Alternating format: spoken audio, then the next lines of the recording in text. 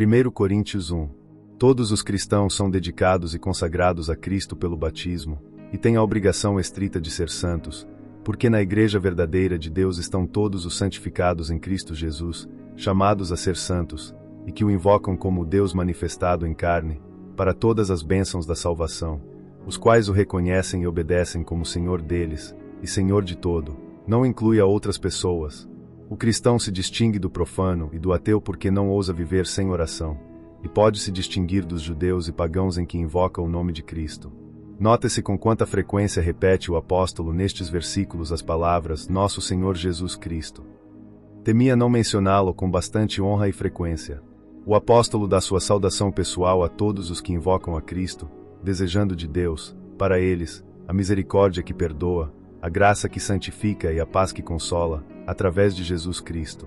Os pecadores não podem ter paz de Deus, nem nada dele, senão por meio de Cristo. Agradeça pela conversão deles à fé de Cristo. Essa graça lhes foi dada por Jesus Cristo. Eles tinham sido enriquecidos por ele com todos os dons espirituais. Fala de palavras e conhecimento. Onde Deus tem dado estes dois dons, tem dado grande poder para o serviço. Estes eram dons do Espírito Santo, pelos quais Deus dava testemunho dos apóstolos. Os que esperam a vinda de nosso Senhor Jesus Cristo serão sustentados por ele até o final. Estes serão sem culpa no dia de Cristo, feitos assim pela rica e livre graça. Que gloriosas são as esperanças de tal privilégio, estar resguardados pelo poder de Cristo do poder de nossas corrupções e das tentações de Satanás. Sejam unânimes nas grandes coisas da religião, onde não há unidade de sentimento, que existe pelo menos união de afeto. O acordo nas coisas grandes deveria fazer minguar as divisões sobre as menores. Haverá união perfeita no céu. Quanto mais nos aproximemos dela na terra, mais perto chegaremos da perfeição. Paulo e Apolo eram ambos fiéis ministros de Jesus Cristo, e ajudantes de sua fé e gozo, mas os que estavam dispostos a serem beligerantes, dividiram-se em dois bandos. Tão sujeitas estão as melhores coisas a corromper-se, que o Evangelho e suas instituições são feitos motores de discórdia e contenção. Satanás sempre se propôs estimular a discórdia entre os cristãos, como um de seus principais engenhos contra o Evangelho. O apóstolo deixou aos outros ministros o batismo, enquanto ele pregava o Evangelho, como obra mais útil. Paulo tinha sido criado no saber judaico, mas a clara pregação de Jesus crucificado era mais poderosa que toda a oratória e filosofia do mundo pagão. Esta é a soma e a substância do Evangelho. Cristo crucificado é o fundamento de todas nossas esperanças, a fonte de todo o nosso gozo. Nós vivemos por sua morte. A pregação da salvação dos pecadores perdidos pelos sofrimentos e a morte do Filho de Deus, se explicada e aplicada fielmente, parece loucura para os que vão pelo caminho da destruição. O sensual, o cobiçoso, o ambicioso, o orgulhoso, por igual, veem que o Evangelho se opõe às suas empresas preferidas. Mas os que recebem o Evangelho e são iluminados pelo Espírito de Deus, veem mais da sabedoria e o poder de Deus na doutrina de Cristo crucificado, que em todas suas outras obras. Deus deixou a uma grande parte da humanidade livrada a seguir os ditados da razão jactanciosa do homem, e o fato tem demonstrado que a sabedoria humana é tolice, e incapaz de encontrar ou reter o conhecimento de Deus como Criador. Agradou a Deus salvar os crentes pela loucura da pregação. Pela loucura da pregação, não pelo que justamente poderia chamar-se pregação maluca, senão que a coisa pregada era loucura para os homens sábios segundo o mundo. O Evangelho sempre foi, e será, tolice para todos os que vão pelo caminho da destruição. A mensagem de Cristo, entregada com simplicidade, tem sido sempre uma pedra de toque pela qual os homens podem saber por que caminho andam. No entanto, a desprezada doutrina da salvação pela fé no Salvador crucificado, Deus em natureza humana que compra a Igreja com seu sangue, para salvar multidões, a todos os que creem, da ignorância, o engano e o vício, tem sido abençoada em toda época. Os instrumentos mais fracos que Deus usa são mais fortes em seus efeitos que os homens mais fortes. Não se trate de que exista tolice ou fraqueza em Deus, senão que o que os homens consideram tais, superam toda a sua admirada sabedoria e poder. Deus não escolheu filósofos, oradores, estadistas nem homens ricos, poderosos e interessados no mundo para publicar o Evangelho de graça e paz. Julga melhor quais homens e que medidas servem aos propósitos de sua glória. Embora não sejam muitos os nobres atualmente chamados pela graça divina, houve alguns deles em toda a época, que não se envergonharam do Evangelho de Cristo, porque as pessoas de todo nível necessitam da graça que perdoa. Frequentemente, o cristão humilde, apesar de ser pobre segundo o mundo, tem mais conhecimento verdadeiro do Evangelho que os que têm feito do estudo da letra da Escritura o objeto de suas vidas, mas que as estudam como testemunhas de homens mais que como a palavra de Deus. Até as crianças pequenas logram tal conhecimento da verdade divina como para silenciar os infiéis. A razão é que Deus os ensina, a intenção é que nenhuma carne se glorie em sua presença. Essa distinção, a única na qual poderiam gloriar-se, não é deles mesmos. Foi pela opção soberana e a graça regeneradora de Deus que eles estavam em Jesus Cristo por fé. Ele nos é feito por Deus sabedoria, justiça, santificação e redenção, todo o que necessitamos ou podemos desejar. Nos é feito sabedoria para que por sua plenitude e seu Espírito, e de sua plenitude tesouros de sabedoria e conhecimento, possamos receber tudo o que nossa fará sábios para a salvação, e aptos para todo serviço ao que sejamos chamados. Somos culpáveis, destinados ao justo castigo, contudo, é feito justiça, nossa grande expiação e sacrifício. Somos depravados e corruptos, ele é feito santificação, a fonte de nossa vida espiritual, dele, a cabeça, é entregue a seu corpo por seu Espírito Santo. Estamos escravizados, e nos é feito redenção, nosso Salvador e Libertador. Onde Cristo seja feito justiça para uma alma, também é feito santificação, para que, afinal, seja feito redenção completa, possa liberar a alma do ser de pecado, e livrar o corpo das correntes do sepulcro. Isto é para que toda a carne, conforme com a profecia de Jeremias, 9:23, possa gloriar-se no favor especial, na graça absolutamente suficiente, e a preciosa salvação de Jeová.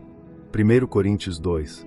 Em sua pessoa, ofícios e sofrimentos, Cristo é a suma e a substância do Evangelho, e deve ser o grande tema da pregação de um ministro do Evangelho, mas não tanto como para deixar de lado outras partes da verdade e da vontade revelada de Deus. Paulo pregava todo o conselho de Deus. Poucos sabem o temor e o tremor dos ministros fiéis por seu profundo sentido de sua própria fraqueza. Eles sabem quão insuficientes são, e temem por si mesmos. Quando nada senão Cristo crucificado é pregado com claridade, o êxito deve ser inteiramente do poder divino que acompanha a palavra, e assim, os homens são levados a crerem, e a salvação de suas almas.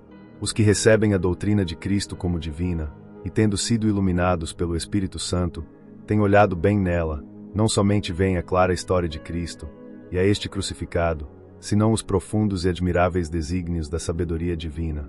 É o mistério feito manifesto aos santos, CL 1.26, embora anteriormente escondido do mundo pagão. Somente lhes foi mostrado em tipos escuros e profecias distantes, mas agora é revelado e dado a conhecer pelo Espírito de Deus. Jesus Cristo é o Senhor da glória, título demasiado grande para toda criatura. Há muitas coisas que a gente não faria se conhecesse a sabedoria de Deus na grande obra da redenção. Há coisas que Deus tem preparado para os que o amam e o esperam, coisas que os sentidos não podem descobrir, que nenhum ensinamento pode transmitir aos nossos ouvidos, nem podem ainda entrar a nossos corações. Devemos tomá-las como estão nas Escrituras, como quis Deus revelá-las a nós. Deus nos tem revelado sabedoria verdadeira por seu Espírito. Esta é uma prova da autoridade divina das Sagradas Escrituras, 2 PE 1.21. Veja-se como prova da divindade do Espírito Santo, que conhece todas as coisas e esquadrinha todas as coisas, ainda as coisas profundas de Deus. Ninguém pode saber as coisas de Deus, senão seu Espírito Santo, que é um com o Pai e o Filho, e que dá a conhecer os mistérios divinos à sua Igreja. Este é um testemunho muito claro da verdadeira divindade e da personalidade do Espírito Santo. Os apóstolos não foram guiados por princípios mundanos. Receberam do Espírito de Deus a revelação destas coisas, e do mesmo Espírito receberam sua impressão salvadora. Estas coisas são as que declararam com uma linguagem clara e simples, ensinada pelo Espírito Santo, totalmente diferente da afetada oratória ou palavras sedutoras da humana sabedoria. O homem natural, o homem sábio do mundo, não recebe as coisas do Espírito de Deus. A soberba do razoamento carnal é tão oposta à espiritualidade como a sensualidade mais baixa. A mente santa discerne as belezas verdadeiras da santidade, mas não perde o poder de distinguir e julgar as coisas comuns e naturais. O homem carnal é estranho aos princípios, gozos e atos da vida divina. Somente o homem espiritual é uma pessoa a quem Deus dá o conhecimento de sua vontade. Quão pouco tem conhecido a mente de Deus pelo poder natural. O Espírito capacitou os apóstolos para dar a conhecer sua mente. A mente de Cristo e a mente de Deus em Cristo nos são dadas a conhecer plenamente nas Sagradas Escrituras. O grande privilégio dos cristãos é que têm a mente de Cristo, revelada a eles por seu Espírito.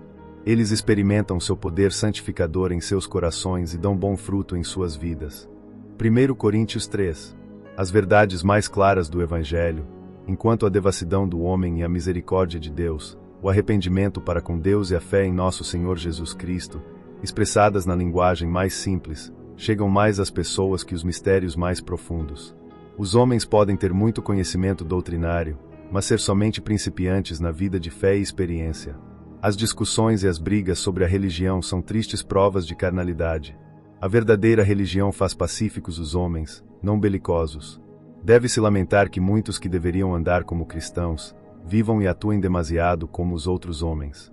Muitos professantes e pregadores também demonstram que são carnais por causa de discórdias vangloriosas, a ansiedade por entrar em debate, e a facilidade para desprezar a outros e falar mal deles. Os ministros pelos quais discutiam os coríntios eram somente instrumentos usados por Deus. Não devemos colocar os ministros no lugar de Deus.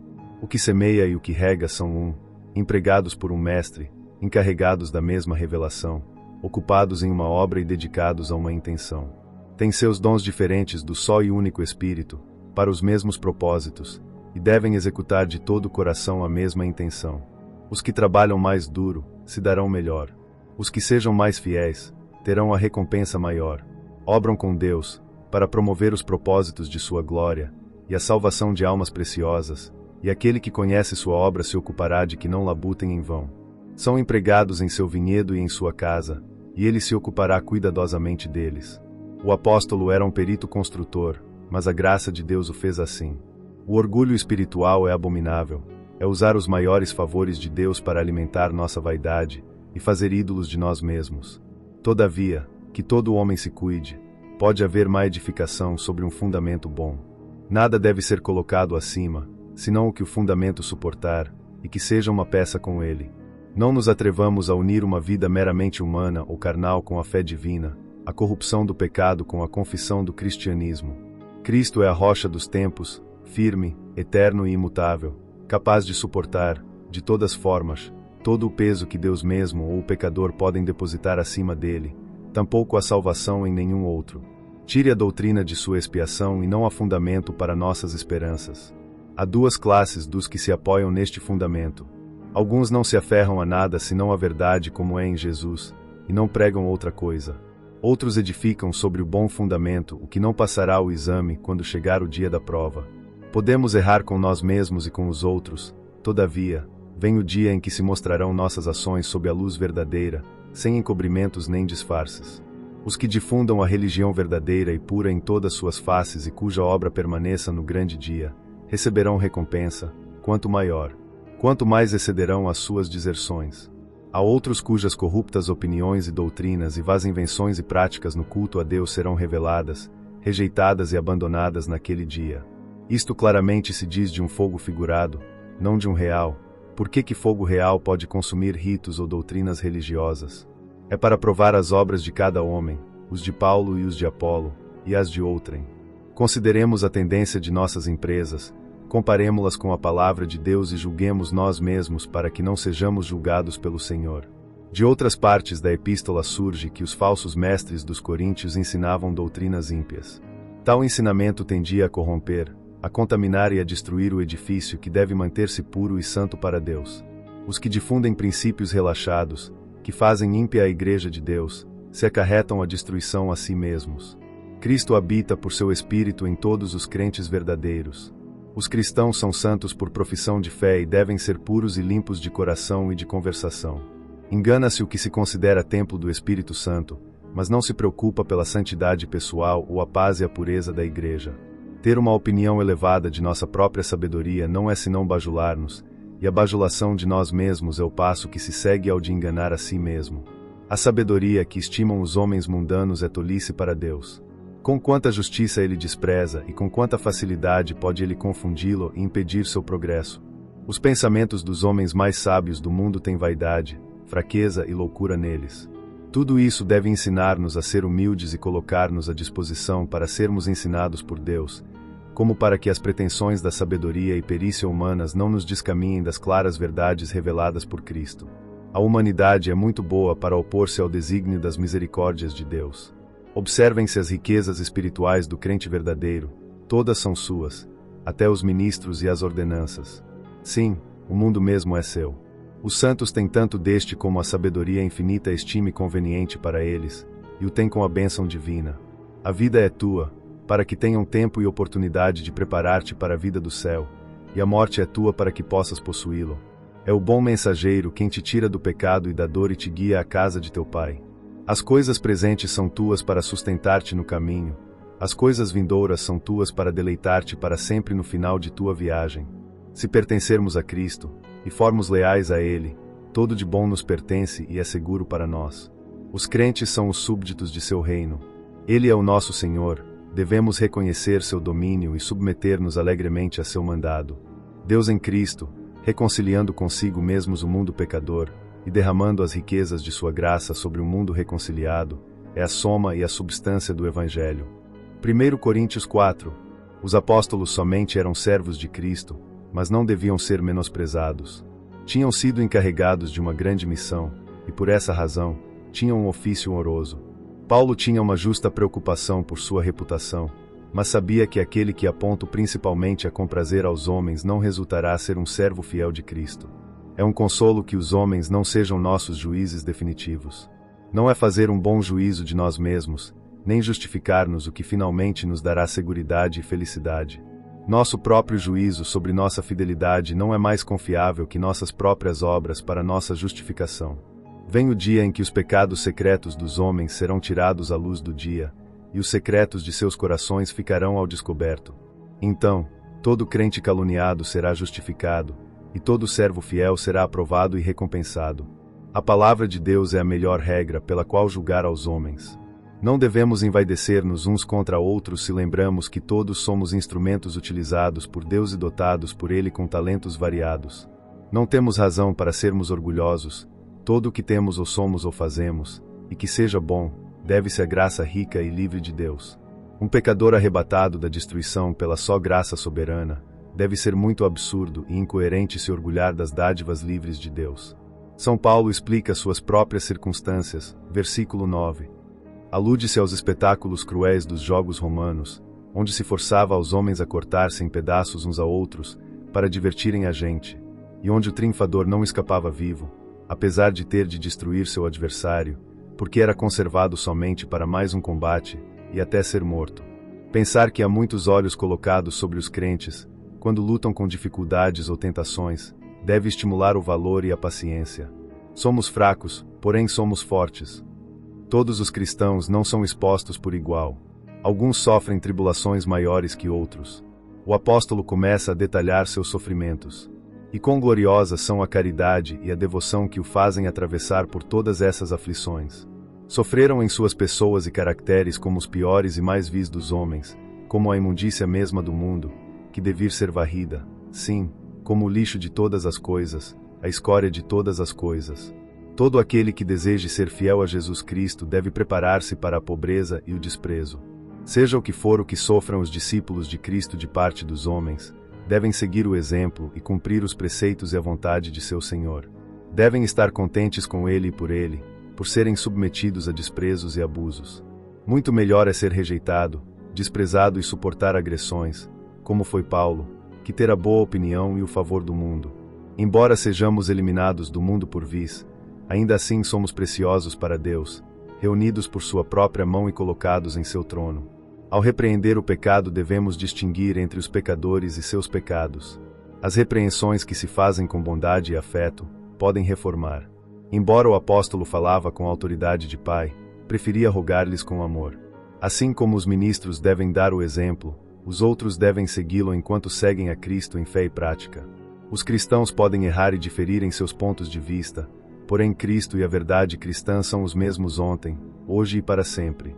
Onde quer que o Evangelho seja eficaz, não somente vai de palavra, senão também com poder, pelo Espírito Santo, revivendo pecadores mortos, liberando parábolas da escravidão do pecado e de Satanás, renovando-os por dentro e por fora, e consolando, fortalecendo e confirmando os santos, o que não pode fazer-se com palavras persuasivas de homens, senão pelo poder de Deus. E é uma condição feliz que um espírito de amor e mansidão leva à vara, porém mantendo uma justa autoridade. 1 Coríntios 5. O apóstolo nota um abuso flagrante, ante o qual os coríntios olhavam para outro lado. O espírito festivo e a falsa noção da liberdade cristã parecem ter salvado o feitor da censura. Sem dúvida é penoso que às vezes os que professam o evangelho cometam delitos dos quais se envergonhariam até os pagãos. O orgulho espiritual e as falsas doutrinas tendem a produzir e disseminar tais escândalos. Quão temíveis são os efeitos do pecado! O diabo reina onde Cristo não reina. O homem está no reino e sob o poder de Satanás quando não está em Cristo. O mau exemplo de um homem influente é muito danoso, espalha-se por todas partes. Os princípios e exemplos corruptos danificam toda a igreja se não são corrigidos. Os crentes devem ter novos corações e levar vidas novas. A conversação corriqueira deles e 2 obras religiosas devem ser santas. Tão longe está o sacrifício de Cristo nossa Páscoa, por nós, de fazer desnecessária a santidade pessoal e a pública, que dá poderosas razões e motivos para ela. Sem santidade não podemos viver pela fé nele, nem unir-nos às suas ordenanças com consolo e proveito. Os cristãos devem evitar a familiaridade com os que desprestigiam o nome cristão. Os tais são companhia apta para seus irmãos de pecado, e nessa companhia devem ser deixados, cada vez que seja possível fazê-lo. Ai, quão lamentável é que haja tantos chamados cristãos cuja conversação é mais perigosa que a dos pagãos. 1 Coríntios 6. Os cristãos não devem contender uns contra os outros, porque são irmãos. Isso evitaria muitos juízos legais, e terminaria com muitas brigas e disputas, se fosse atendido devidamente. Nos assuntos que nos prejudicam muito a nós ou a nossa família, poderíamos recorrer aos médios legais para fazer justiça, mas os cristãos devem ter uma atitude perdoadora. Julguem vocês os assuntos em disputa antes de brigar por eles. São ninharias e podem ajeitar-se facilmente se um vencer primeiro seu próprio espírito.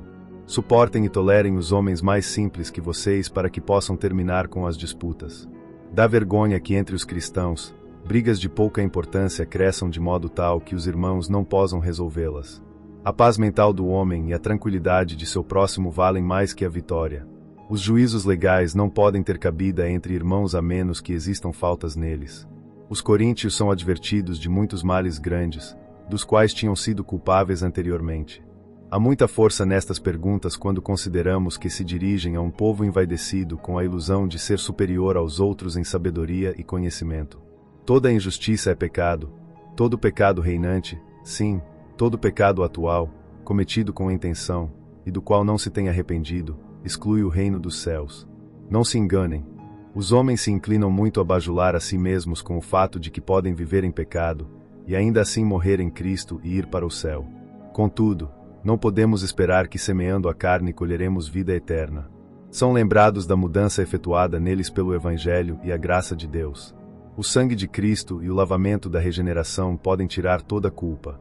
Nossa justificação se deve aos sofrimentos e os méritos de Cristo, nossa santificação, a obra do Espírito Santo, mas ambas vão juntas. Todos os que são feitos justos aos olhos de Deus, são feitos santos pela graça de Deus. Alguns dos coríntios parecem ter estado prestes para dizer: todas as coisas me são lícitas. Paulo se opõe a este perigoso engano. Há uma liberdade com que Cristo nos tem feito livres, na qual devemos afirmar-nos, mas com toda certeza, o cristão não deve colocar-se nunca embaixo do poder de um apetite carnal qualquer. O corpo é para o Senhor, deve ser instrumento de justiça para a santidade, portanto, nosso deve ser instrumento de pecado. Honra para o corpo é que Jesus Cristo tenha sido levantado dentre os mortos, e será honra para nossos corpos que sejam ressuscitados. A esperança da ressurreição em glória deve guardar os cristãos de desorar seus corpos com luxúrias carnais. Se a alma se unir a Cristo pela fé, todo o homem é feito membro de seu corpo espiritual. Outros vícios podem derrotar-se com luta, porém contra o que aqui somos advertidos, somente é com a fuga. Enormes multidões são cortadas por estes vícios em suas formas e consequências variadas. Seus efeitos não somente caem diretamente sobre o corpo, senão com frequência na mente. Nossos corpos foram remidos da merecida condenação e da mísera escravidão pelo sacrifício expiatório de Cristo. Devemos ser limpos, como vasos dignos para o uso de nosso Mestre. Estando unidos a Cristo como um só Espírito, e comprados a preço de indizível valor, o crente deve considerar-se como totalmente do Senhor, pelos laços mais fortes. Que glorificar a Deus seja nossa atividade até o último dia e hora de nossa vida, com nossos corpos e com nossos espíritos, que são dele. 1 Coríntios 7. O apóstolo diz aos coríntios que é bom que os cristãos permaneçam solteiros, nessas circunstâncias. No entanto, diz que o matrimônio e as consolações desse estado têm sido estabelecidas pela sabedoria divina. Mesmo que ninguém pode transgredir a lei de Deus, ainda essa regra perfeita deixa aos homens em liberdade de servi-lo na forma mais apropriada a seus poderes e circunstâncias, das quais os outros não costumam ser bons juízes. Marido e mulher não devem separar-se por nenhuma outra causa que a permitida por Cristo. Naquela época o divórcio era muito comum entre judeus e gentios, com pretextos muito levianos. O matrimônio é uma instituição divina e um compromisso de por vida por desígnio de Deus. Estamos obrigados, no que nos diz respeito, a viver em paz com todos os homens, RM 12.18, e, portanto, a promover a paz e o consolo de nossos parentes mais próximos, embora sejam incrédulos. Deve ser tarefa e preocupação dos casados dar-se um ao outro a maior comodidade e felicidade. Deve o cristão abandonar seu cônjuge quando há oportunidade de dar a maior prova de amor. Fica e trabalha de todo o coração pela conversão de teu parceiro. O Senhor nos tem chamado à paz em todo estado e relação, e todo deve ser feito para fomentar a harmonia enquanto a verdade e a santidade o permitam. As regras do cristianismo alcançam toda condição. O homem pode viver em todo estado fazendo que esse estado tenha prestígio. Dever de todo cristão é contentar-se com sua sorte e conduzir-se em sua categoria e lugar como corresponde ao cristão. Nosso consolo e felicidade dependem do que somos para Cristo, não do que somos no mundo. Nenhum homem deve pensar em fazer de sua fé ou religião um argumento para transgredir obrigações civis ou naturais. Deve ficar contente e calado na condição em que tem sido colocado pela providência divina. Considerando a angústia desses tempos, o permanecer solteiro era o melhor. Contudo, o apóstolo não condena o matrimônio. Quanto se opõe ao apóstolo Paulo os que proíbem a muitos de casar-se e os enredam com votos para permanecerem solteiros, sejam que devam ou não fazê-lo assim. Exorta a todos os cristãos a santa indiferença a respeito do mundo. Enquanto às relações, não devem colocar Deus corações nos benefícios de seu estado. Enquanto às aflições, não devem cair na tristeza segundo o mundo porque seu coração pode estar gozoso apesar de estar em aflição. Enquanto aos prazeres do mundo, aqui não está seu repouso. Em a ocupação mundana, os que prosperam no comércio e aumentam sua riqueza, devem ter suas possessões como se não as tivessem. Enquanto a todas as preocupações mundanas, devem manter o mundo fora de seus corações para que não abusem deste quando o tenham em suas mãos. Todas as coisas mundanas são puro espetáculo, nada sólido. Todo partirá rapidamente. A sabia preocupação pelos interesses do mundo é um dever, porém, andar completamente preocupados, estar ansiosos até a confusão, é pecado. Com esta máxima o apóstolo resolve o caso de se é ou não aconselhável casar-se. O melhor estado na vida para o homem é aquele que é melhor para sua alma, e que o mantenha mais a resguardo dos afãs e armadilhas do mundo. Reflitamos acerca das vantagens e as arapucas de nosso próprio estado na vida para que possamos melhorar umas e escapar, dentro do possível, de todo dano de parte das outras. Sejam quais forem as preocupações que nos pressionem, deixemos tempo sempre para as coisas do Senhor. Pensa-se que o apóstolo aconselha aqui acerca da entrega das filhas ao matrimônio. O significado geral deste ponto de vista é claro. Os filhos devem procurar e seguir as instruções de seus pais acerca do matrimônio. Os pais devem consultar os desejos de seus filhos, sem pensar que têm o poder de fazer com eles e mandá-los como lhes apraz, porém sem razão. Todo termina com conselho para as viúvas. Os segundos matrimônios não são ilícitos, sempre que se leve em conta o casar-se no Senhor. Ao escolher relações e mudança de estados, sempre devemos guiar-nos pelo temor de Deus e as leis de Deus, agindo com dependência da providência de Deus. A mudança de estado somente deve fazer-se depois de cuidadosa consideração, e sobre a base provável de que será de proveito para nossas preocupações espirituais. 1 Coríntios 8. Não há prova de ignorância mais comum que o orgulho de ser sábio. Muito pode saber-se, apesar de que nada se saiba com bom propósito. Os que pensam que sabem tudo, e ficam vaidosos por isso, são os que menos provavelmente façam bom uso de seu saber. Satanás corrompe alguns tentando-os a orgulhar-se de poderes mentais, enquanto a outros os seduz com a sensualidade.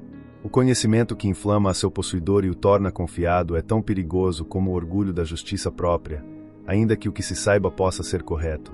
Sem afeto santo, todo conhecimento honra de nada vale. Os pagãos tinham deuses de alto e baixo nível, muitos deuses, muitos senhores, assim os chamavam, mas nenhum era de verdade. Os cristãos sabem disso. Um Deus fiz tudo tem poder sobre tudo. O único Deus, o Pai, significa a deidade como o único objeto de toda adoração religiosa, e o Senhor Jesus Cristo denota a pessoa de Emanuel, Deus manifestado em carne, um com o Pai e por meio do qual o Pai nos manda todas as bênçãos pelo poder e a obra do Espírito Santo. Ao recusar toda a adoração aos muitos que são chamados deuses e senhores, e aos santos e anjos, provemos se realmente vamos a Deus pela fé em Cristo. Comer uma classe de alimentos e abster-se de outros não tem nada em si como mérito de uma pessoa perante Deus, mas o apóstolo adverte do perigo de colocar uma pedra de tropeço no conhecimento do fraco. Não seja que se atrevam a comer do oferecido a ídolos, não como comida comum, senão como sacrifício e, portanto, se façam culpáveis de idolatria. Quem tem o Espírito de Cristo em si, amará aos que Cristo amou tanto que morreu por eles. O dano feito aos cristãos é feito a Cristo, mas por acima de tudo, os faz sentir-se culpáveis. Ferir suas consciências é feri-lo a Ele. Devemos ter muito cuidado de fazer algo que possa produzir tropeço a outras pessoas, embora isso seja em si inocente. Se não devemos pôr em perigo as almas alheias, quanto mais deveremos abster-nos de não destruir a própria. Que os cristãos se cuidem de aproximar-se ao abismo do mal, ou à sua aparência, apesar de que muitos façam isto em assuntos públicos, pelo qual talvez se defendam. Os homens não podem pecar contra seus irmãos sem ofender a Cristo e pôr em perigo suas próprias almas. 1 Coríntios 9. Não é nada proveitoso que se responda a um ministro em forma pouco amável em troca de sua boa vontade para com a gente, e por realizar um serviço diligente e bem-sucedido entre eles. Tinha direito a casar-se como os outros apóstolos, e a reclamar das igrejas o que for necessário para sua esposa e filhos se os tivesse, sem ter de trabalhar com suas próprias mãos para obtê-los. Aos que procuram fazer o bem a nossas almas, devemos provê-los de sua alimentação. Porém, renunciou a seu direito para não impedir seu êxito pelo fato de reclamá-lo. Dever da gente é manter a seu ministro. Podem declinar de seu direito, como fez Paulo, porém transgridem um preceito de Cristo os que negam ou retêm o devido sustento. Glória do ministro é negar-se a si mesmo para servir a Cristo e salvar almas. Mas quando o ministro renuncia a seu direito por amor do Evangelho, faz mais do que demandam seu ofício e seu cargo. Ao pregar gratuitamente o Evangelho, o apóstolo demonstra que sua ação está baseada em princípios de zelo e amor, e deste modo desfruta de muito consolo e esperança em sua alma. Apesar de que considerava a lei cerimonial como jugo eliminado por Cristo, se submetia a ela de todos modos para trabalhar entre os judeus, eliminar seus prejuízos, lograr que eles ouvissem o Evangelho e ganhá-los para Cristo. Embora não transgredia as leis de Cristo por comprazer ao homem, contudo, ele se acomodava a todos os homens, na medida em que pudesse fazê-lo licitamente, para ganhar a alguns. Fazer o bem era a preocupação e atividade de sua vida, e para alcançar esse objetivo não reclamava seus privilégios. Devemos estar alerta contra os extremos, e não confiar-nos em qualquer coisa, porém confiar somente em Cristo. Não devemos permitir erros ou faltas que firam os outros ou prejudiquem o Evangelho. O apóstolo se compara com os corredores e os combatentes dos jogos istmicos, bem conhecidos pelos coríntios. Mas na carreira cristã todos podem correr para ganhar. Portanto, este é o maior alento para perseverar nesta carreira com toda a nossa força. Os que corriam nesses jogos se mantinham com uma dieta magra.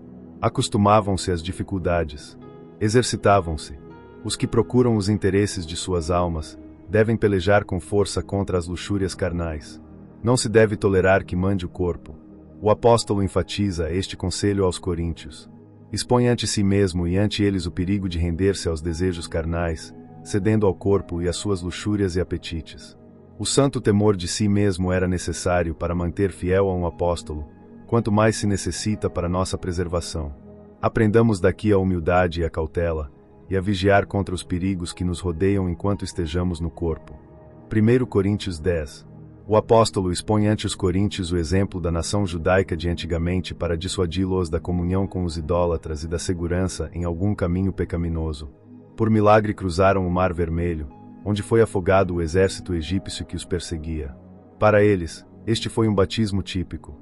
O maná do qual se alimentavam era um tipo de Cristo crucificado, o pão que desceu do céu, e os que dele comam viverão para sempre. Cristo é a rocha sobre a qual se edifica a igreja cristã, e dos riachos que dali surgem, bebem e se refrescam todos os crentes. Isto tipifica as influências sagradas do Espírito Santo, entregue aos crentes por meio de Cristo. Mas que ninguém presuma de seus grandes privilégios ou de sua profissão da vaidade, elas não asseguram a felicidade celestial. Os desejos carnais se fortalecem com a indulgência, portanto, devem refrear-se em sua primeira aparição. Temamos os pecados de Israel, se quisermos evitar suas pragas. É justo temer que os que assim tentam a Cristo sejam deixados por ele em poder da antiga serpente. Murmurar contra as disposições e os mandamentos de Deus é uma provocação extrema. Nada na Escritura tem sido escrito em vão, sendo sabedoria e dever nossos aprender dela. Outros caíram, assim que nós também podemos cair. O seguro cristão contra o pecado é desconfiar de si mesmo. Deus nos tem prometido impedir que caiamos se não cuidamos de nós mesmos. Agrega-se uma palavra de consolo a esta palavra de cautela. Os outros têm cargas similares e tentações parecidas. Nós também podemos suportar o que eles suportam e sair adiante. Deus é sábio e fiel, e fará que nossas cargas sejam segundo a nossa força. Ele sabe o que podemos suportar. Dará uma via de escape, livrará da prova mesma ou, pelo menos, da maldade dela. Temos um estímulo pleno para fugir do pecado e sermos fiéis a Deus. Não podemos cair pela tentação, se nos aferrarmos a ele com força. Seja que o mundo sorria ou se irrite, é um inimigo, mas os crentes serão fortalecidos para vencê-lo, com todos seus terrores e seduções. O temor do Senhor em seus corações será o melhor meio de segurança. Unir-se à ceia do Senhor não mostra uma profissão de fé em Cristo crucificado e de agradecida adoração por sua salvação. Aos cristãos os unia esta ordenança e a fé professada por ela, como os grãos de trigo de um pão, ou como os membros do corpo humano, vendo que todos estão unidos a Cristo e têm comunhão com Ele e uns com outros. Isto confirmam a adoração e os costumes judaicos do sacrifício. O apóstolo aplica isto a comer com os idólatras. Comer o alimento como parte de um sacrifício pagão era adorar o ídolo ao qual se oferecia, e confraternizar ou ter comunhão com este. O que come a ceia do Senhor é contado como participe do sacrifício cristão, ou como os que comiam dos sacrifícios judeus participavam do oferecido em seu altar. Era negar o cristianismo, porque a comunhão com Cristo e a comunhão com os demônios não pode realizar-se ao mesmo tempo. Se os cristãos se aventuram a certos lugares e se unem aos sacrifícios oferecidos à concupiscência da carne, à concupiscência dos olhos e à vanglória da vida, provocam a Deus. Havia casos nos que os cristãos podiam comer, sem pecar, o oferecido aos ídolos, como quando o sacerdote, a quem se havia entregado, vendia a carne no mercado como alimento corriqueiro. Contudo, o cristão não deve considerar somente o que é lícito, senão o que é conveniente e edificar os outros. O cristianismo não proíbe em absoluto os ofícios comuns da benignidade, nem permite a conduta descortês com ninguém, por mais que eles difiram conosco em sentimentos e costumes religiosos. Mas isto não se aplica às festividades religiosas, à participação no culto idólatra. Segundo este conselho do apóstolo, os cristãos devem cuidar de não usar sua liberdade para prejudicar o próximo ou para sua própria censura. No comer e no beber, e em todo o que façamos, devemos apontar a glória de Deus, a comprazê-lo e honrá-lo. Este é o grande fim de toda religião, e nos serve de direção quando não há regras expressas. Um espírito piedoso, pacífico e benevolente desarmará os maiores inimigos. 1 Coríntios 11. O primeiro versículo deste capítulo parece apropriado para concluir o capítulo anterior. O apóstolo não somente prega a doutrina que eles deviam acreditar, senão que praticou a classe de vida que eles deveriam viver. Devido a que Cristo é nosso exemplo perfeito, as ações e a conduta dos homens acerca das Escrituras deveriam ser seguidas somente na medida em que sejam como as dele.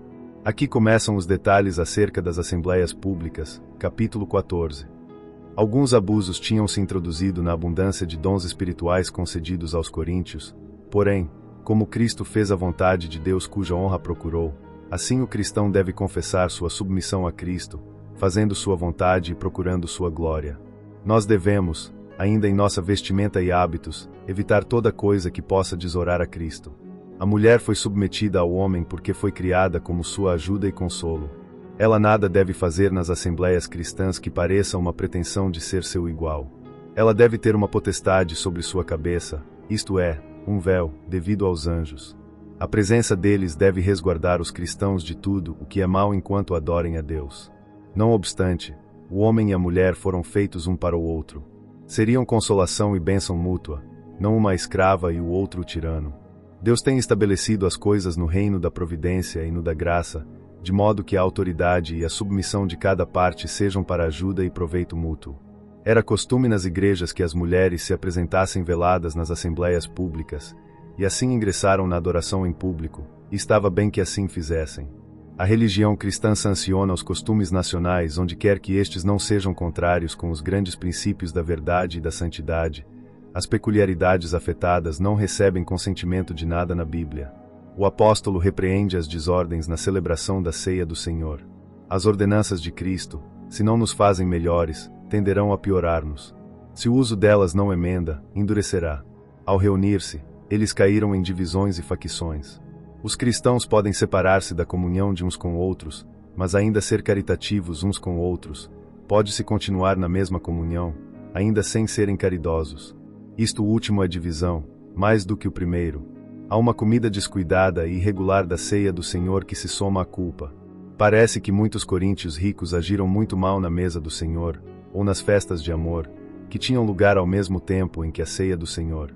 O rico desprezava o pobre, comia e bebia das provisões que traziam, antes de permitir a participação do pobre. Assim, alguns ficavam sem nada, enquanto outros tinham mais que suficiente. O que devia ter sido um vínculo de amor e afeto mútuo foi feito um instrumento de discórdia e desunião. Devemos ser cuidadosos para que nada de nossa conduta na mesa do Senhor pareça tomar com leviandade essa instituição sagrada. A ceia do Senhor não é, agora, feita ocasião para a glutonaria ou o festejo. Todavia, não costuma converter-se num apoio para a soberba da justiça própria ou um manto para a hipocrisia. Não descansemos nas formas externas da adoração, mas examinemos nossos corações. O apóstolo descreve a ordenança sagrada, da qual tinha conhecimento por revelação de Cristo. Enquanto aos sinais visíveis, estes são o pão e o vinho. O que se come se chama pão, embora ao mesmo tempo se diz que é o corpo do Senhor, mostrando claramente que o apóstolo não queria significar que o pão fosse trocado em carne. Mateus nos diz que nosso Senhor os convidou a todos a beber do copo, 26.27, como se tiver previsto, com esta expressão, que um crente seria privado do copo. As coisas significadas por estes sinais externos são o corpo e o sangue de Cristo, seu corpo partido, seu sangue derramado, junto com todos os benefícios que fluem de sua morte e sacrifício. As ações de nosso Senhor foram, ao tomar o pão e o copo, dar graças, partir o pão e dar um e outro. As ações dos comungantes foram tomar o pão e comer, tomar o copo e beber, fazendo ambas coisas em memória de Cristo. Mas os atos externos não são o tudo nem a parte principal do que deve fazer-se nesta santa ordenança. Os que participam dela devem tomá-lo a Ele como seu Senhor e sua vida, render-se a Ele e viver para Ele. Nela temos um relato das finalidades desta ordenança. Deve fazer-se em memória de Cristo, para manter fresca em nossas mentes sua morte por nós, e também para lembrar a Cristo que intercede por nós à destra de Deus em virtude de sua morte. Não é tão só em memória de Cristo, do que Ele fez e sofreu, senão para celebrar sua graça em nossa redenção. Declaramos que sua morte é nossa vida, a fonte de todos nossos consolos e esperanças. Nos gloriamos em tal declaração, mostramos sua morte e a reclamamos como nosso sacrifício e nosso resgate aceitado. A ceia do Senhor não é uma ordenança que se observe somente durante um tempo, mas deve ser perpétua. O apóstolo expõe aos coríntios o perigo de recebê-la com um estado mental inapropriado ou conservando a aliança com o pecado e a morte enquanto se professa renovar e confirmar a aliança com Deus. Sem dúvida, eles incorrem em grande culpa e assim se tornam matéria obrigada de juízos espirituais. Porém, os crentes temerosos não devem desencorajar-se de assistirem a esta santa ordenança. O Espírito Santo nunca teria feito que esta escritura tivesse sido colocada por escrito para dissuadir de seu dever os cristãos sérios, apesar de que o diabo a tem usado a miúde. O apóstolo estava dirigindo-se aos cristãos e os adverte para que estejam alerta ante os juízos temporais com que Deus corrige seus servos que o ofendem. Em meio de sua ira, Deus se lembra da misericórdia, muitas vezes castiga aos que ama. Melhor é suportar problemas neste mundo que ser miserável para sempre. O apóstolo indica o dever dos que vão à mesa do Senhor. O exame de um mesmo é nosso para participar corretamente nesta ordenança sagrada. Se nos examinássemos cabalmente para condenar e endireitar o que achemos de errado, poderíamos deter os juízos divinos. O apóstolo termina tudo com uma advertência contra as irregularidades na mesa do Senhor, das quais eram culpáveis os coríntios. Cuidemos todos disso para que eles não se unam à adoração de Deus como para provocá-lo e acarretar vingança sobre si. 1 Coríntios 12. Os dons espirituais eram poderes extraordinários outorgados nas primeiras épocas para convencer os incrédulos e para difundir o Evangelho. Os dons e as graças diferem amplamente. Ambos são dados generosamente por Deus, porém onde se dá a graça é para a salvação dos que a recebem. Os dons são para o proveito e salvação do próximo, e pode haver grandes dons onde não há graça. Os dons extraordinários do Espírito Santo foram exercidos principalmente nas assembleias públicas, onde parece que os coríntios faziam ostentação deles, ao falta-lhes o espírito de piedade e do amor cristão. Enquanto eram pagãos, não tinham sido influenciados pelo Espírito de Cristo. Ninguém pode chamar Senhor a Cristo por fé, se essa fé não é obra do Espírito Santo. Ninguém pode acreditar em seu coração ou provar por um milagre que Jesus é o Cristo, se não for pelo Espírito Santo. Há diversidade de dons e diversidade de operações, porém todas procedem de um só Deus, um só Senhor, um só Espírito, isto é, Pai, Filho e Espírito Santo, origem de todas as bênçãos espirituais. Nenhum homem os tem simplesmente para si mesmo.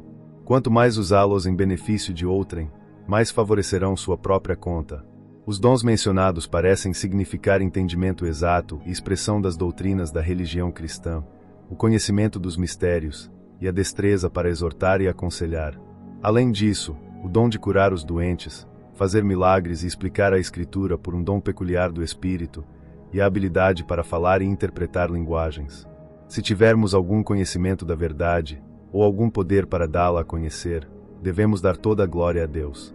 Quanto maiores sejam os dons, mais exposto a tentações está o possuidor, e maior é a medida de graça necessária para mantê-lo humilde e espiritual, e este se encontrará com mais experiências dolorosas e dispensações humilhantes. Pouca causa temos para gloriar-nos em algum dom concedido a nós, ou para desprezar aos que não os têm. Cristo e sua Igreja formam um corpo, como cabeça e membros, os cristãos se tornam membros deste corpo pelo batismo. O rito externo é de instituição divina, é sinal de novo nascimento, portanto, é chamado lavamento da regeneração, Twitter 3.5. Mas é pelo Espírito, somente pela renovação do Espírito Santo, que somos feitos membros do corpo de Cristo. Pela comunhão com Cristo na ceia do Senhor, somos fortalecidos, não por beber o vinho, senão por beber o mesmo Espírito. Cada membro tem sua forma, lugar e uso. O de menos honra também é parte do corpo. Deve haver diversidade de membros no corpo. Assim, os membros de Cristo têm diferentes poderes e distintas posições. Devemos cumprir os deveres de nosso próprio cargo sem queixar-nos nem brigar com os outros.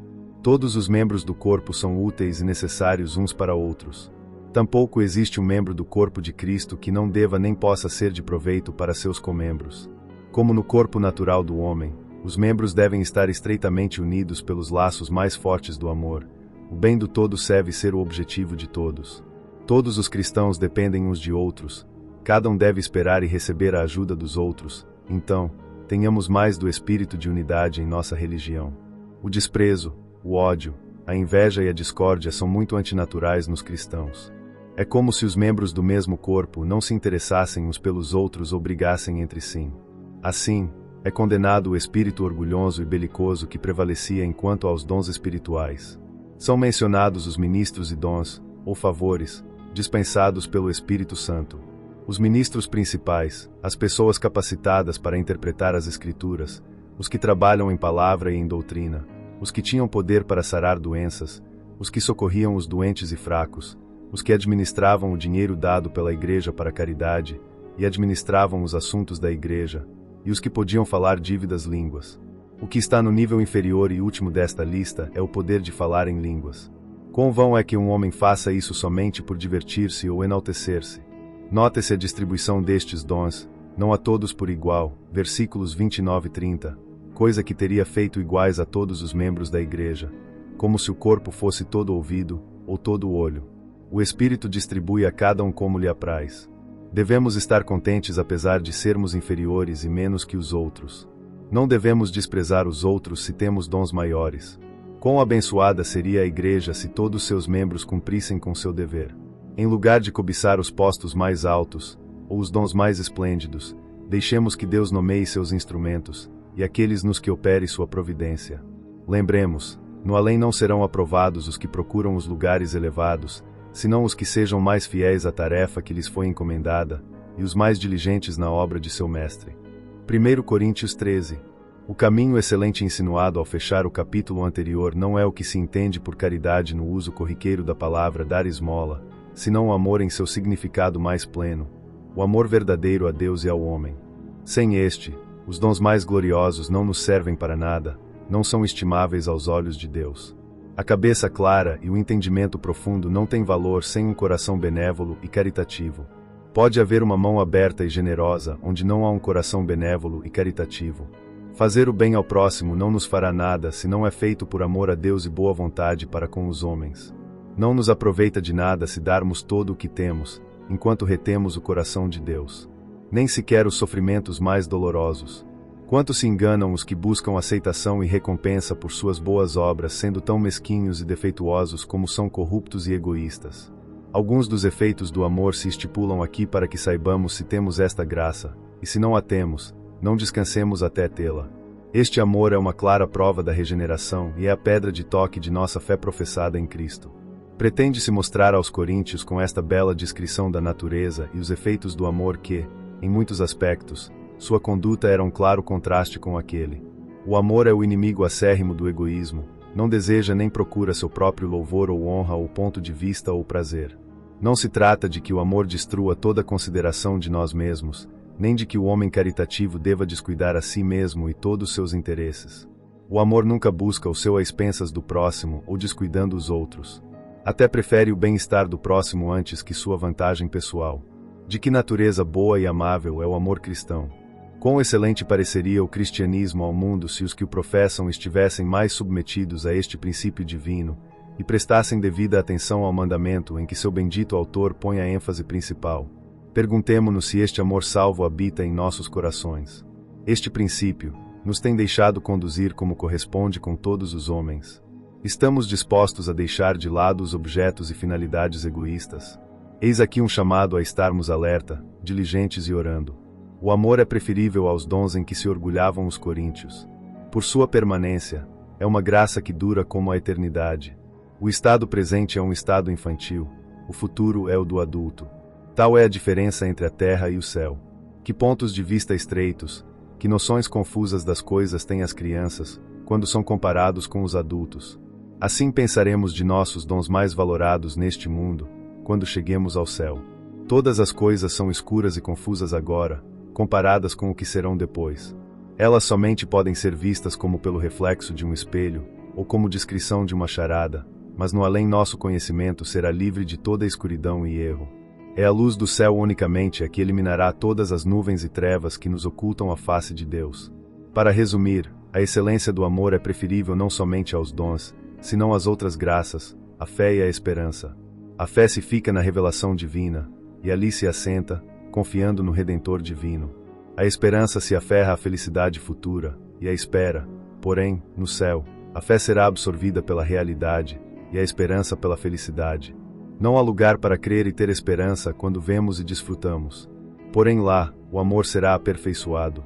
Lá amaremos perfeitamente a Deus. Lá nos amaremos perfeitamente uns a outros. Bendito estado! Quanto supera ao melhor daqui embaixo. Deus é amor. Onde Deus se vê como é, e fez-se a face, ali está o amor em sua maior elevação, somente ali será aperfeiçoado. 1 Coríntios 14. Profetizar, isto é, expor a Escritura, se compara com falar em línguas. Este dom atrai a atenção mais que a clara interpretação das Escrituras. Gratifica mais o orgulho, porém fomenta menos os propósitos do amor cristão. Não fará o bem por igual às almas dos homens. O que não pode entender-se, não pode edificar. Nenhuma vantagem pode receber-se dos discursos mais excelentes se são entregues em uma língua tal que os ouvintes não podem falar nem entender. Toda capacidade ou possessão adquire valor proporcionalmente à sua utilidade. Até o fervoroso afeto espiritual deve ser governado pelo exercício do entendimento, do contrário os homens envergonharão as verdades que professam promover. Nem sequer um apóstolo poderia edificar, a menos que falasse de tal modo que o entendessem seus ouvintes. Dizer palavras que não têm significado para os que as escutam, não é senão falar ao ar. Não pode responder à finalidade da fala dizer o que não tem significado. Neste caso, o que fala e os que escutam são estrangeiros entre si. Todos os serviços religiosos devem realizar-se nas assembleias cristãs de maneira que todos possam participar deles e obter proveito. A linguagem simples e clara de entender é a mais apropriada para a adoração em público e para outros exercícios religiosos. Todo seguidor verdadeiro de Cristo desejará mais fazer o bem ao próximo que se criar fama de saber ou de falar bem. Não se pode assentir às orações que não se entendem. Um ministro que seja verdadeiramente cristão procurará muito mais realizar o bem espiritual às almas dos homens que obter o aplauso mais grandioso para si. Isto mostra que é servo de Cristo. As crianças tendem a impressionar-se com a novidade, mas não devemos agir como elas. Os cristãos devem ser como crianças, desprovidos de má intenção e malícia. No entanto, não devem ser iletrados na palavra de justiça, senão somente nas artes da maldade. É prova de que um povo tem sido abandonado por Deus quando ele o entrega ao governo dos que o ensinam a adorar em outra língua.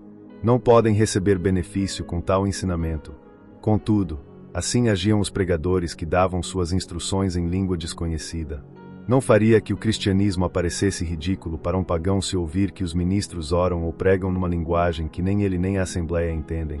Porém, se os que ministram interpretam claramente a Escritura ou pregam as grandes verdades e regras do Evangelho, o pagão ou a pessoa inculta podem chegar a convertir-se ao cristianismo. Sua consciência pode ser tocada, os secretos de seu coração podem ser-lhe revelados, e assim pode ser levado que confessar sua culpa e reconhecer que Deus estava presente na Assembleia. A verdade das Escrituras, clara e devidamente ensinada, tem um poder maravilhoso para despertar a consciência e tocar o coração. Os exercícios religiosos nas assembleias públicas devem ter este ponto de vista, que todo seja feito para edificar. Enquanto a falar em língua desconhecida, se houver presente alguém que pudesse interpretar, podem exercer-se de uma vez só 2 dons miraculosos, e por eles a igreja é edificada, e ao mesmo tempo é confirmada a fé dos que ouvem. Enquanto a profetizar, devem falar 2 ou 3 numa reunião, e um após o outro, não todos ao mesmo tempo. O homem inspirado pelo Espírito de Deus observará a ordem e a decência para comunicar suas revelações. Deus nunca ensina aos homens que descuidem seus deveres ou que atuem em nenhuma forma inconveniente para sua idade ou cargo. Quando o apóstolo exorta as mulheres cristãs a que busquem informação sobre temas religiosos de seus esposos em casa, mostra que as famílias de crentes devem reunir-se para fomentar o conhecimento espiritual. O Espírito de Cristo nunca se contradiz, e se suas revelações são contrárias às do apóstolo, não procedem do mesmo Espírito.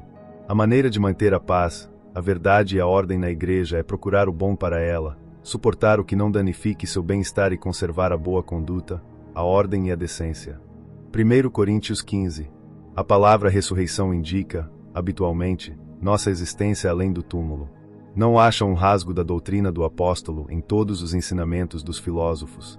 A doutrina da morte e ressurreição de Cristo é o fundamento do cristianismo.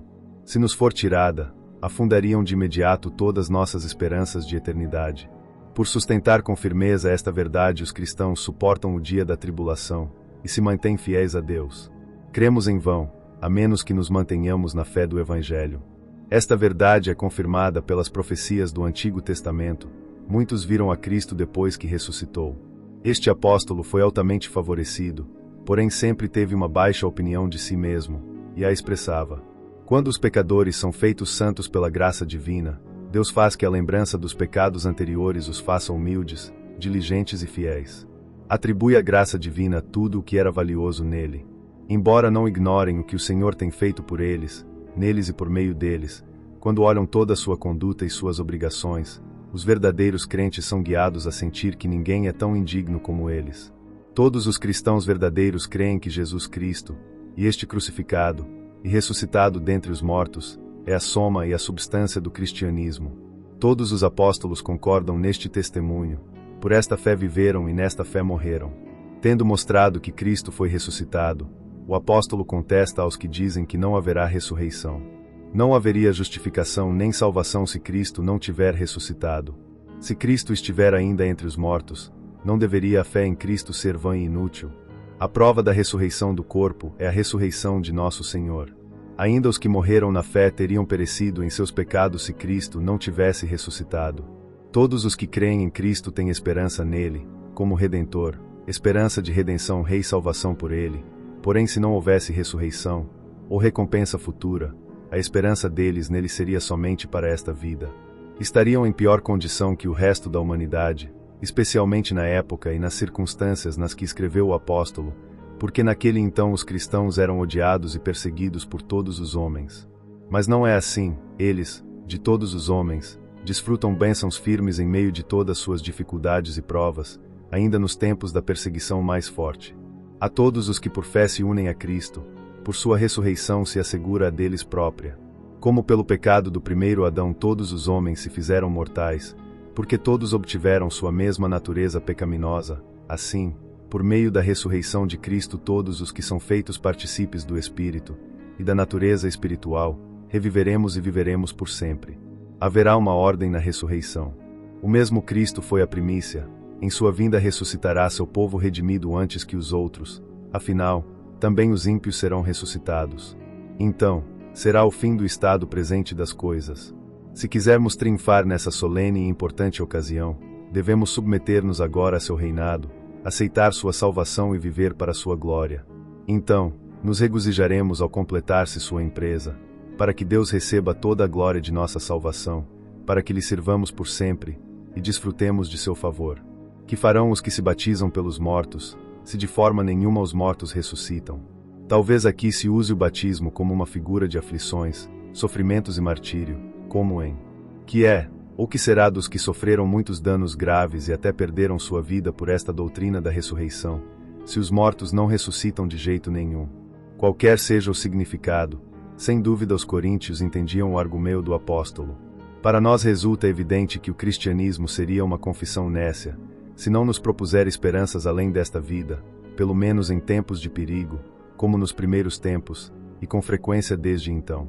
É lícito e adequado que os cristãos se proponham vantagens para si mesmos por sua fidelidade com Deus, e dar nosso fruto para a santidade, e nosso fim seja a vida eterna. Mas não devemos viver como bestas, porque não morremos como elas.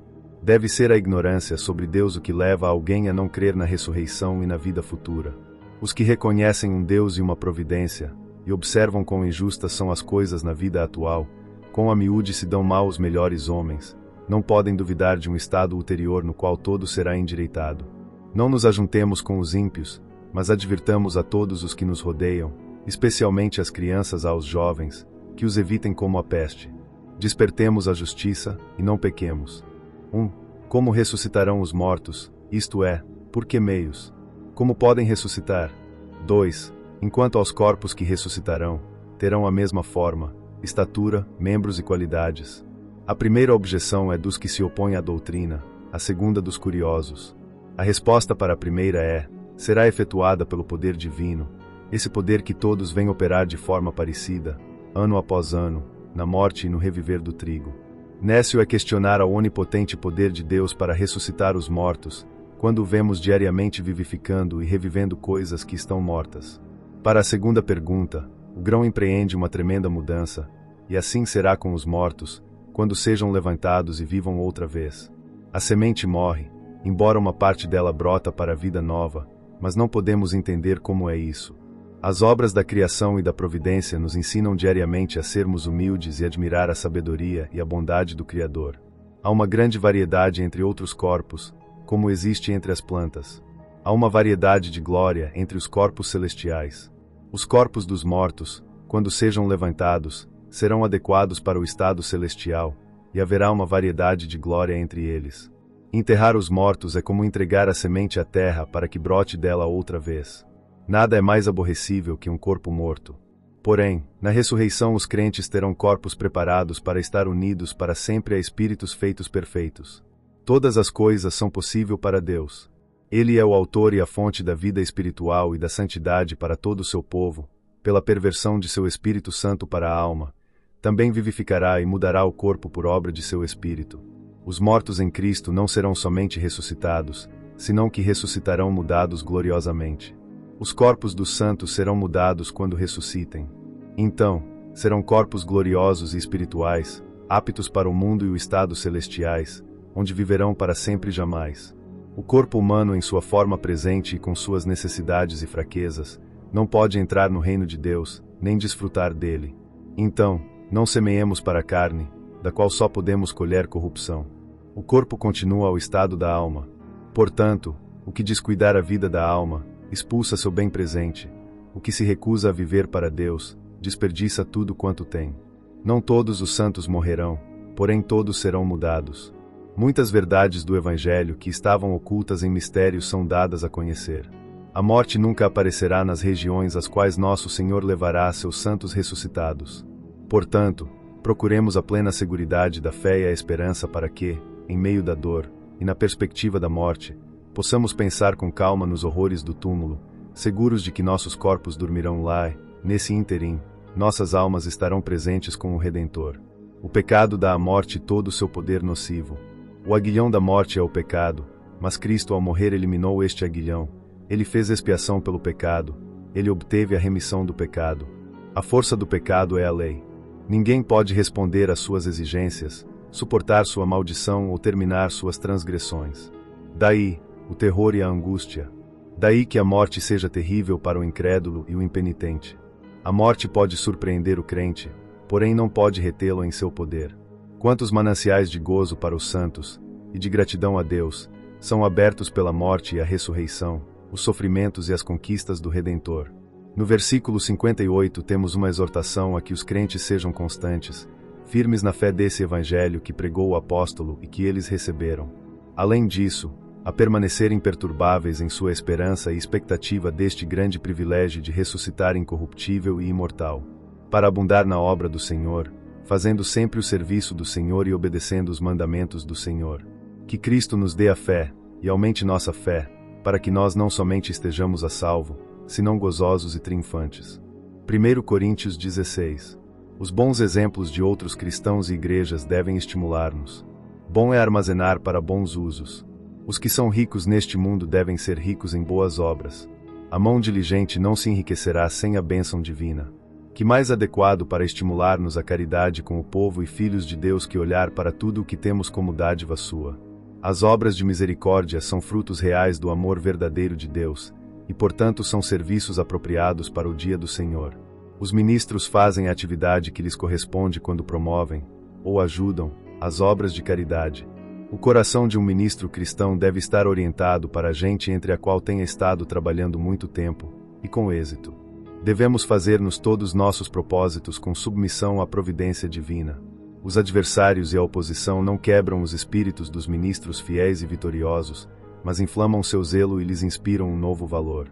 O ministro fiel de desencoraja mais com a dureza dos corações de seus ouvintes e o extravio dos professantes que com os atentados dos inimigos. Timóteo veio fazer a obra do Senhor. Portanto, afligir seu espírito é contristar o Espírito Santo, desprezá-lo é desprezar aquele que o enviou. Os que trabalham na obra do Senhor devem ser tratados com ternura e respeito. Os ministros fiéis não terão o zelo uns dos outros. Corresponde aos ministros do Evangelho demonstrar interesse pela reputação e a utilidade de uns e de outros. O cristão sempre corre perigo, portanto, sempre deve estar alerta. Deve estar firme na fé do Evangelho sem abandoná-la, nem renunciar jamais a ela. Por esta só fé será capaz de resistir na hora da tentação. Os cristãos devem cuidar que a caridade não somente reine em seus corações, senão que brilhe em suas vidas. Há uma grande diferença entre a firmeza cristã e o ativismo febril. O apóstolo dá instruções particulares para alguns que servem a causa de Cristo entre eles. Os que servem aos santos, os que desejam a honra das igrejas, e evitar as recriminações delas, devem ser muito considerados e amados. Devem reconhecer voluntariamente o valor dos tais e de todos os que trabalharam com o apóstolo ou o ajudaram. O cristianismo não destrói em absoluto o civismo. A religião deve fomentar um tempo cortês e amável para com todos. Dão uma falsa ideia da religião, e lhe dão má fama, os que encontram ânimo nela para ser irritáveis e teimosos. As saudações cristãs não são simples cumprimentos vazios, senão expressões reais de boa vitórias para o próximo, e os encomendam a graça e a bênção divinas. Toda família cristã deve ser como uma igreja cristã. Onde quer que se reúnam 2 ou 3 em nome de Cristo, e Ele estiver entre eles, ali haverá uma igreja. Aqui há uma advertência solene. Muitas pessoas que têm muito frequentemente o nome de Cristo em suas bocas, não têm um amor verdadeiro por Ele em seus corações. Não o ama de verdade quem não ame suas leis nem obedeça a seus mandamentos. Muitos são os cristãos de nome, porque não amam a Cristo Jesus, o Senhor, com sinceridade. Os tais estão separados do povo de Deus e do favor de Deus. Os que não amam o Senhor Jesus Cristo devem perecer sem remédio. Não descansemos em nenhuma profissão religiosa onde não exista o amor de Cristo, os sinceros desejos por sua salvação, a gratidão por suas misericórdias e a obediência a seus mandamentos. A graça de nosso Senhor Jesus Cristo tem nela todo o que é bom para o tempo e a eternidade. Desejar que os nossos amigos possam ter esta graça consigo é desejar-lhes o sumo bem. Isto devemos desejar a todos nossos amigos e irmãos em Cristo. Não podemos desejar-lhes nada maior, e não devemos desejar-lhes nada menor. O cristianismo verdadeiro faz que desejemos as bênçãos de ambos mundos para os que amamos, isto significados desejar-lhes que a graça de Cristo esteja com eles. O apóstolo tinha tratado claramente com os coríntios, e lhes falou de suas faltas com justa severidade, mas se despede com amor e com uma solene profissão de seu amor por eles, por amor a Cristo. Que nosso amor seja com todos os que estão em Cristo Jesus. Provemos se todas as coisas nos parecem sem valor quando as comparamos com Cristo e sua justiça. Nos permitimos algum pecado conhecido ou a negligência de um dever conhecido. Com tais perguntas, fielmente feitas, podemos julgar o estado de nossas almas.